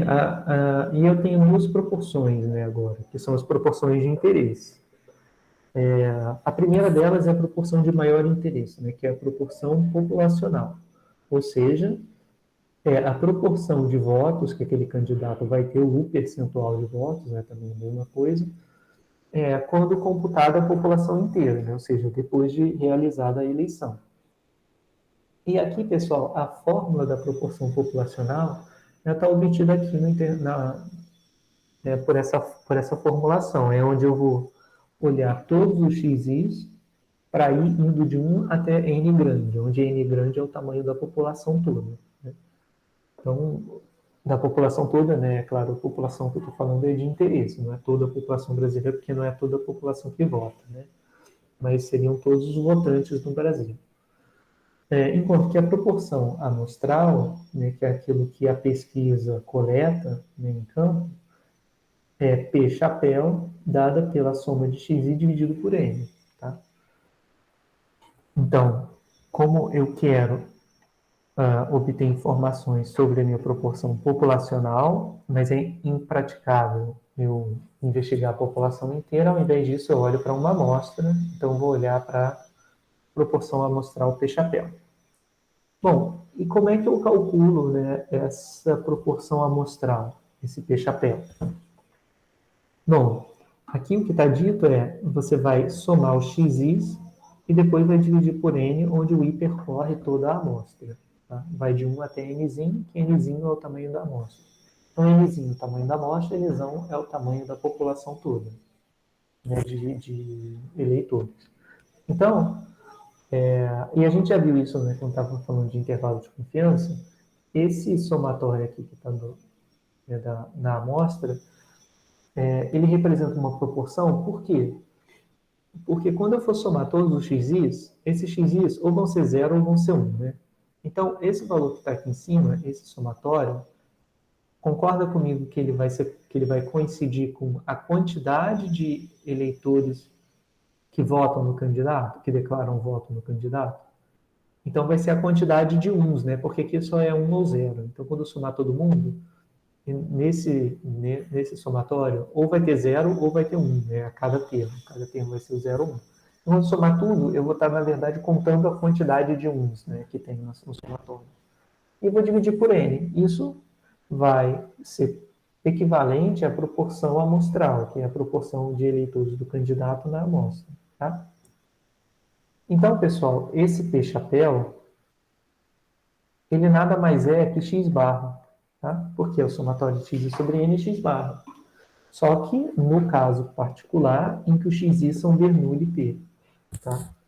Então, nesse caso particular, o x barra representa uma proporção amostral. Né? Então, a gente até denota ele com essa notação especial de P chapéu. Tá? Isso tudo, pessoal, a gente já tinha falado na aula, em uma das aulas de intervalo de confiança, eu só estou retomando com vocês, porque agora a gente vai usar no contexto de teste de hipótese. Tá?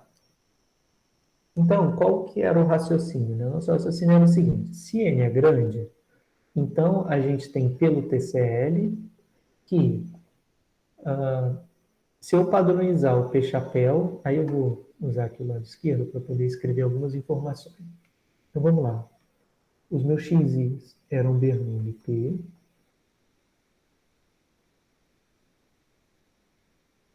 Tá.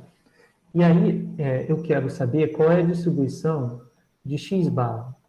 X barra é aproximadamente o quê? Aí eu vou anotar algumas coisinhas aqui, tá, pessoal? O valor esperado de xi é igual a P, né? Que é o valor esperado da Bernoulli. Enfim, para cada distribuição de probabilidades, tem uma tabelinha que vai te dizer quem é o valor esperado daquela variável. No caso da Bernoulli, a gente já até fez a conta aqui lá no passado, né? O valor esperado da Bernoulli era igual a P. E a variância da Bernoulli era igual a P1 menos P. Tá? A variância era P1 menos P. E aí eu faço a pergunta, né, pessoal? Vamos supor que o N é grande. Então, vou pegar aqui. Supondo que N é grande,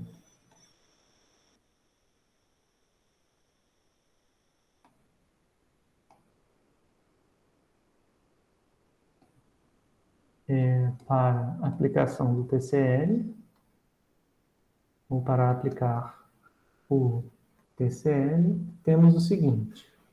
O x barra, qual é a distribuição aproximada do x barra, pessoal? Esse x barra é o mesmo que o P-chapéu, né? Foi o que a gente acabou de ver aqui, que eu acabei de falar com vocês. Então, vamos lá. Eu quero construir isso aqui com vocês, tá? X barra tem aproximadamente qual distribuição? Normal, Poisson, binomial, Bernoulli?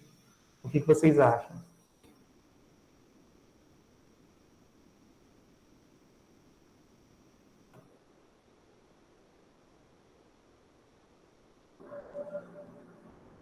Algum palpite, pessoal? Poisson? Ó, eu estou falando de TCL. Qual é a distribuição da média amostral segundo o TCL? No teorema central do limite.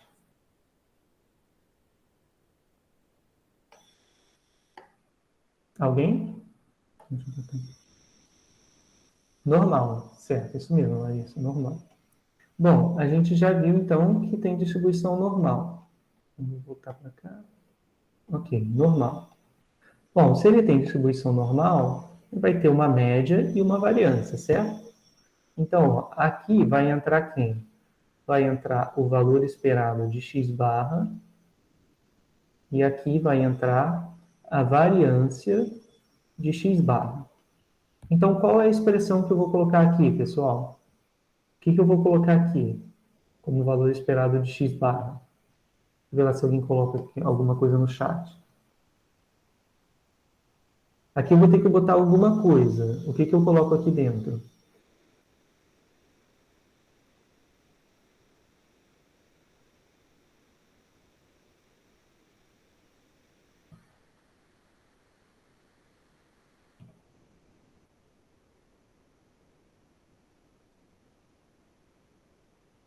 Alguém?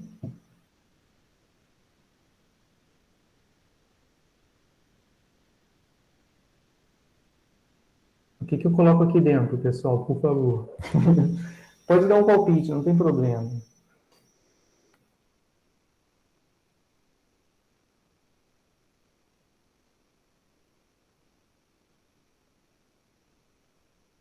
O Mi? Ok, é um bom palpite, o Mi. Só que esse Mi não apareceu antes, certo? Aqui não tinha Mi em lugar nenhum. Tipicamente, o que o Mi representa? O Mi ele é usado para representar o valor esperado de xi, né? Bom, e quem é o valor esperado de xi? Ah, é o P. Então, essa denominação Mi está certa, não está errado não. Aqui eu posso colocar até o Mi. Só que, para não ficar desconectado, né, eu tenho que representar aqui por uma quantidade que eu já tenha definido antes. Então, o meu Mi, que representa o valor esperado de xi, ele é igual a P, né? Porque o valor esperado da Bernoulli é P. Então, aqui eu vou botar P, tá? Eu podia botar Mi também, mas eu tenho sempre que ter na cabeça que o Mi é o valor de P, né? E aqui, desse lado, o que eu vou colocar desse lado aqui? Na variância de x barra.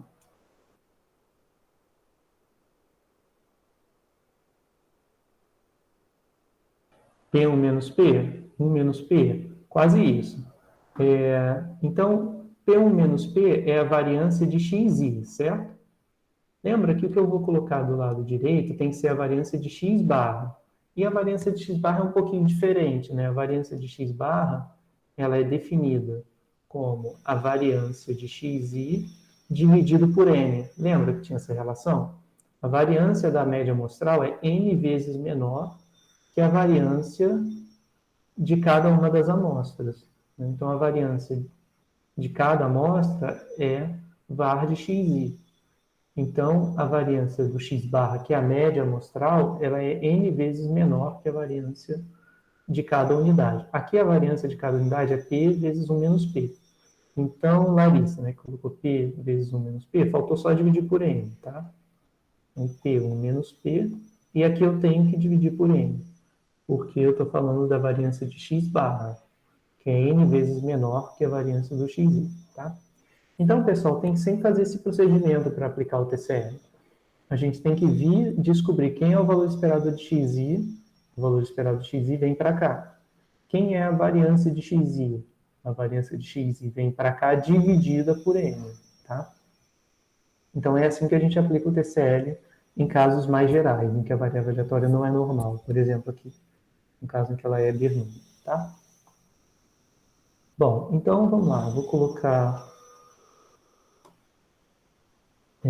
Bom, então isso aqui é a justificativa, né, para a gente ter a distribuição do P-chapéu aproximada pelo TCL. Então a distribuição vai ser aproximadamente normal, com média P e com variância P vezes 1 menos P sobre N. Ok. Então, vou até escrever aqui separado, para não ficar cheio de setinhas nem nada. Então, isso aqui é aproximadamente normal, média P, variância P, 1 menos P sobre N. Tá? Bom, então agora, vamos fazer o seguinte, né? Vamos padronizar P-chapéu. Então, padronizando P-chapéu, temos. Bom, como é que eu padronizo variável aleatória, pessoal? Bom, a padronização vai definir uma variável aleatória nova, que eu vou chamar de z. Pode chamar de qualquer outra coisa. Vou chamar de z só para ficar uma coisa padrão, né? Então, eu vou pegar o P-chapéu, e a padronização consiste em quê? Em subtrair a média da variável aleatória e dividir pelo desvio padrão daquela variável aleatória. Como eu estou padronizando P-chapéu, então eu vou pegar P-chapéu menos o valor esperado de P-chapéu dividido pelo desvio de P-chapéu. Então, quem é o P? Bom, P-chapéu, vou deixar P-chapéu mesmo, menos. O valor esperado de P-chapéu é quem? É P. Dividido por... E quem é o desvio padrão do P-chapéu? O desvio padrão é raiz de variância, né? Então, aqui está a variância, então vai entrar a raiz da variância, que é raiz de P1 menos P, dividido por N, tá? Então, beleza, minha variável aleatória z padronizada tem essa expressão aqui, p chapéu menos p dividido por raiz de p vezes 1 menos p sobre n. Bom, como eu tinha aproximadamente uma distribuição normal para p chapéu, depois de padronizar, eu vou ter aproximadamente uma distribuição normal de novo. Porque a gente já viu que padronização de normais, de qualquer variável aleatória normal, resulta também numa distribuição normal. E o nome, né? O nome é padronização porque resulta em uma normal padrão. Né? A gente já viu isso, tá, pessoal? A gente já viu que uma variável aleatória padronizada, de fato, tem distribuição com média 0 e variância 1. No caso em que essa variável já tinha distribuição normal no começo, ela mantém a distribuição normal no final da padronização, tá? Então é isso. A gente vai usar isso aqui como estatística de teste, tá? Para fazer o nosso teste de hipótese. Então, pessoal, essa é uma estatística de teste que a gente consegue deduzir a distribuição, tá? A outra que a gente viu, que era da T, a gente não conseguia deduzir, a gente tinha que aceitar, né? Eu não conseguia argumentar para vocês que, de fato, aquela distribuição tinha distribuição T de student. Eu só mostrei intuitivamente que ela tinha mais dispersão e tudo mais, mas não dava para fazer a conta e ver que, de fato, tinha distribuição T. Aqui não, aqui a gente consegue pelo TCL, né? A gente consegue colocar que o P-chapéu tem essa distribuição aproximadamente, e aí a gente tira a distribuição da estatística de teste através do procedimento de padronização que a gente já estudou anteriormente aí na matéria. Tá? Então, ó, essa é a justificativa para essa expressão aqui. Aí, como é que eu faço o teste de hipótese a partir dessa estatística de teste aqui? Bom, o meu teste de hipótese ele vai ser definido assim. O H0 vai ser P igual a P0 e o H1... Bom, aí o H1 vai depender, né? Eu posso fazer P diferente de P0, ou posso fazer P menor que P0, ou posso fazer P maior que P0. Tá? Um desses três. Mas eu vou me concentrar no momento, né, em H0, que é P igual a um valor P0 qualquer. Então, pessoal, sob H0, a gente tem que P chapéu menos P0 dividido pela raiz de P0, 1 menos P0, sobre N, tem distribuição aproximadamente normal 0, 1. Aqui faltou dizer, né, sob H0 para N grande, porque essa aproximação aqui só vai valer para N grande. Temos blá, blá, blá. Tá? Então é isso. É assim que eu vou construir o meu teste de hipótese. Eu vou plugar aqui a minha hipótese para P0 e aí fazer um teste. Tá? Bom, e aí para conduzir o teste eu tenho que fazer a região crítica, né, do teste, e aí é igual a gente fazia anteriormente para o MI. Né? Aqui eu tenho a distribuição normal 0, 1, que é a distribuição que aparece aqui, né, para a estatística de teste sobre H0, e aí eu vou definir o rejeito, se eu observar um valor de Z, um valor para a estatística de teste, que pertence à região crítica, ou seja, se a hipótese for maior, eu vou rejeitar se for maior do que um certo valor. Se a hipótese alternativa for menor, eu vou rejeitar se for menor que aquele valor, e se for diferente, eu rejeito se for ou menor do que um valor limite inferior ou maior que um valor limite superior, tá? Então, bom, eu vou fazer rápido esse exemplo para a gente poder terminar a aula e eu vou liberar vocês com 5 minutos antes, tá? De dar o término da aula. Então, aqui a gente vai fazer o teste, pessoal, para os partos prematuros, né? Aquele mesmo conjunto de dados em que eu tinha 189 gestantes que procuravam tratamento no centro médico especializado em gravidez de risco durante um intervalo de 1 ano. Tá? Então, nessa amostra, foram atendidos, né, 159 gestantes. Essas gestantes nunca tinham tido partos prematuros, das 189 que foram procurar o atendimento e que participaram do estudo.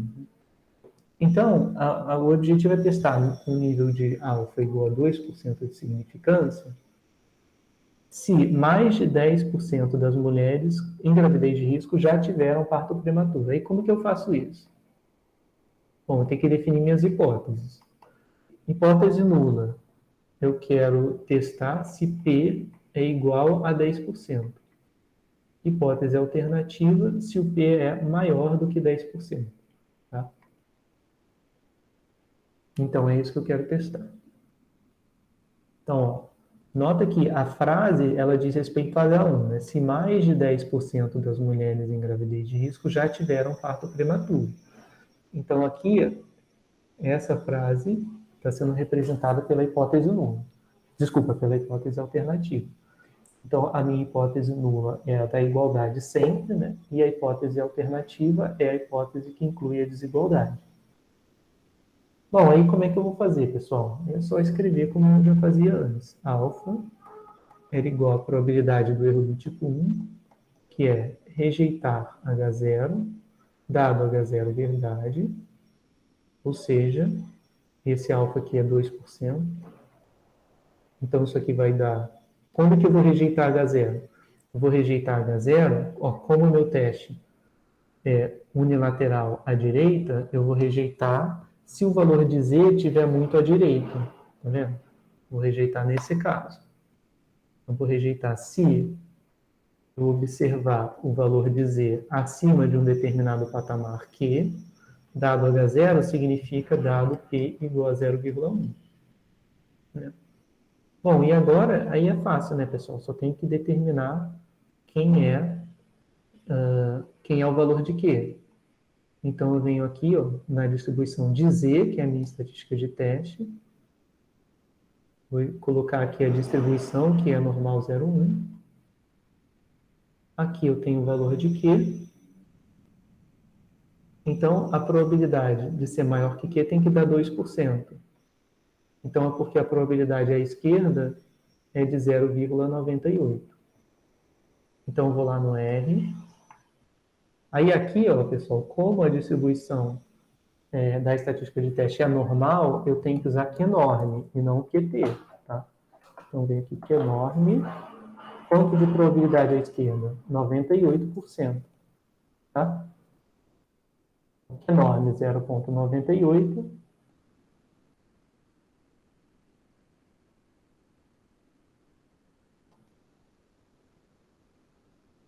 Que resulta em 2,054, tá?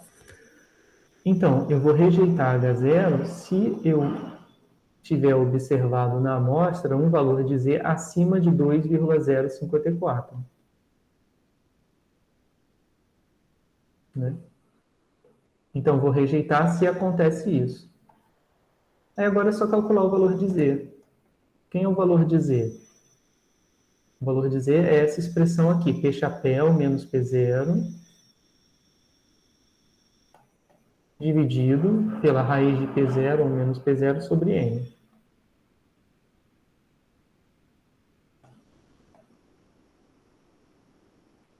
Então, vou colocar aqui os dados, tá? Para a gente poder calcular e terminar. Então, Z vai ser P chapéu em P0, que é 0,10. O meu N, que é 189. E deixa eu voltar para cá para poder pegar as outras informações. Qual foi o P chapéu? Na amostra, olha, 159 nunca tinham tido partos prematuros.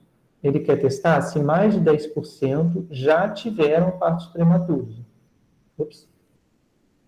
Como já tiveram partos prematuros e 159 não tiveram, então a quantidade que teve na amostra de partos prematuros foi de 30, né? Que é essa parte aqui. Que é 189 menos 159, dá 30.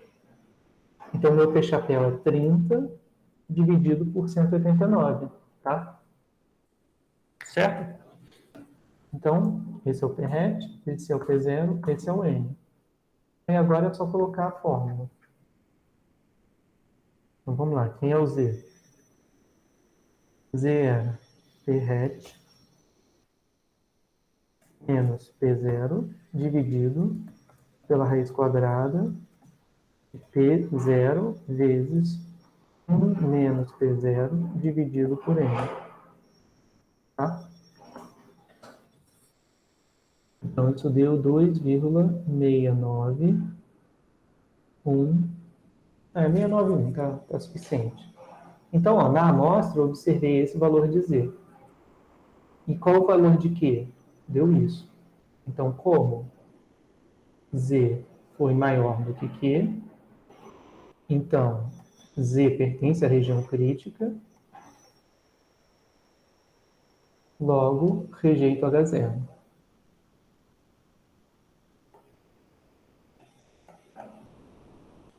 Então, se eu rejeitei H0, conclui que eu não tenho P igual a 0,1, então se o H0 é falso, eu concluo que o H1 é verdadeiro, logo a proporção de mulheres que já tiveram partos prematuros, né, dentre aquelas em gravidez de risco, deve ser maior do que 10%, como foi a hipótese que foi feita aqui no texto. Tá? Bom, pessoal, esse finalzinho acho que ficou um pouco corrido, mas eu acho que depois vocês conseguem dar uma olhada na gravação que eu vou colocar lá no YouTube, e aí vocês conseguem ver com mais calma, tá? Desculpa aí por acabar correndo nesse finalzinho, mas eu acho que precisava fazer isso para conseguir que a gente veja outras coisas na próxima aula, tá bom? Bom, pessoal, então é isso. Um bom dia aí para vocês e a gente se vê amanhã de manhã. Bom dia, obrigado pela aula. Valeu, pessoal.